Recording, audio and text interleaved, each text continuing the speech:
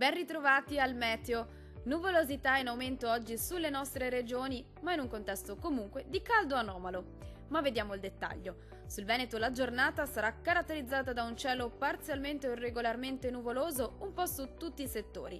Isolati rovesci saranno possibili sul Veronese, specie nel pomeriggio. Diamo uno sguardo alle temperature previste. Le minime saranno comprese tra 15 e 20 gradi. I valori massimi oscilleranno invece tra 25 e 28 gradi. Passiamo ora al Friuli Venezia Giulia.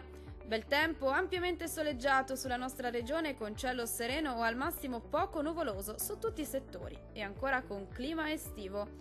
Diamo un'occhiata anche alle temperature previste in aumento. Le minime saranno comprese tra i 16 e i 18 gradi.